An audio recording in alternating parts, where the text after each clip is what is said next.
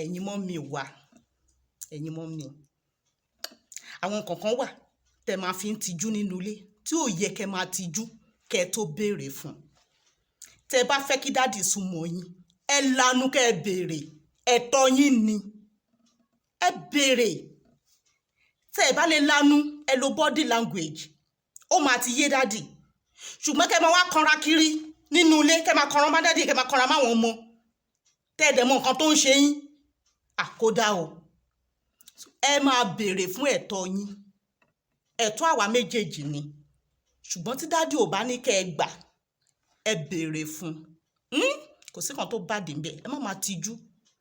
Ẹ má máa tijú, ìtìjú ò débẹ̀ rárá. Ẹ kàn lè sọ, dáàdì ẹ ti fẹ́ sùn, ṣé kí n wá fọmú rẹ̀ yín tẹ́? Ó máa ti yé wọn. Ó máa ti yé wọn. Ìwọ tó ò dẹ̀ lè sọ̀rọ̀ lo body language. Ẹ má máa kanra nínú ilé torí pé dáàdì ò súnmọ́ yín. Ẹ béèrè. Ẹ béèrè. Dáàdì lè máa pítì yín gbà mí pé ẹ lọ bí iṣẹ́ nǹkan kan pé bóyá ó máa ti rẹ̀ yín, kàn má fẹ́ disturb yín. But ẹ̀yin tẹ́ mọ̀ pé ẹ ní ìdí ẹ̀, ẹ béèrè. Ẹ lanu kẹ́ ẹ béèrè. Ẹ lanu kẹ́ ẹ béèrè. Ẹ̀tọ́ wa ni. I can beg my husband for sex. Kò sí kan tó bá dé ńbẹ̀.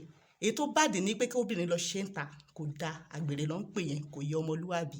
Ilé wa ò ní dàrú. Ẹ ṣé o.